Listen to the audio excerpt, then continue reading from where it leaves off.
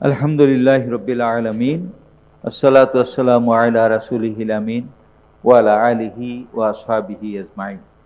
বাংলাদেশের সুস্থ ধারার সাহিত্য সাংস্কৃতিক আন্দোলনের অন্যতম পথিকৃৎ আমাদের সকলের একান্ত প্রাণের মানুষ মরহুম কবি মতিউর রহমান মল্লিক শ্রদ্ধাজনেষু তাঁর রচনাবলীর মড়ক উন্মোচন উপলক্ষে আয়োজিত আজকের অনুষ্ঠানের সম্মানিত অতিথিবৃন্দ,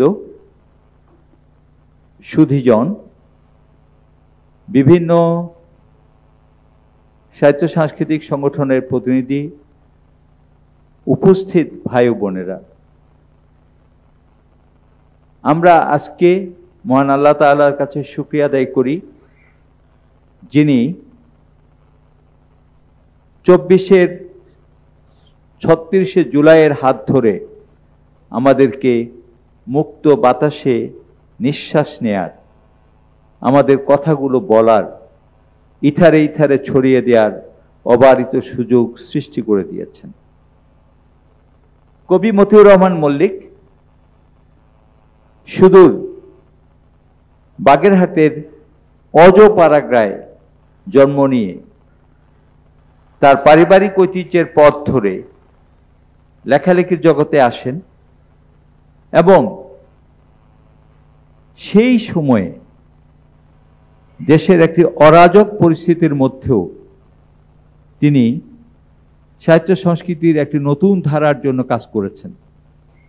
গান লিখেছেন, কবিতা লিখেছেন, আন্দোলন তৈরি করেছেন এবং তারই হাত ধরে ঢাকায় সাইমুম শিল্পী গোষ্ঠীর জন্ম হয়েছে এবং সাইমুম মতিউর রহমান মল্লিক ভাইয়ের স্বপ্নের সংগঠন, সেই সংগঠন যে ধারাটাকে সারা দেশে ছড়িয়ে দিয়েছে তারই ধারাবাহিকতায় পরবর্তীকালে মল্লিক ভাইয়ের নেতৃত্বে বাংলাদেশ সংস্কৃতি কেন্দ্রের কার্যক্রম ছড়িয়ে গিয়েছিল এবং তারই ধারাবাহিকতায় আজকে সারা দেশে দেশীয় সাংস্কৃতিক সংসদ তার কার্যক্রম পরিচালনা করে যাচ্ছে। মতিউর রহমান মল্লিক ভাইয়ের ইন্তেকালের বেশ কয়েক বছর পর মতিউর রহমান মল্লিক রচনাবলী তৈরি করার উদ্যোগ নেওয়া হয়। প্রথমে আমরা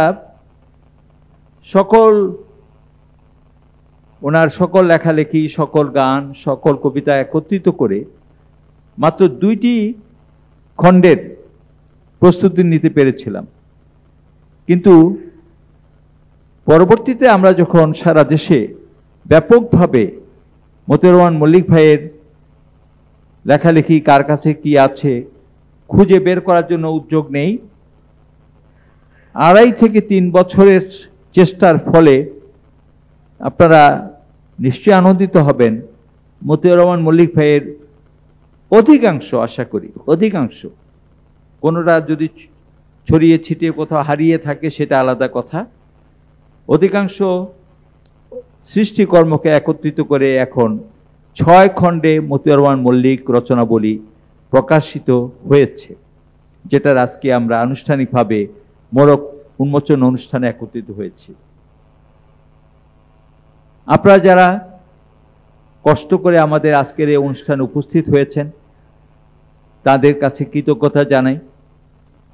মতিউর রহমান মল্লিক কেবল একজন ব্যক্তি নন, তিনি একটি প্রতিষ্ঠান।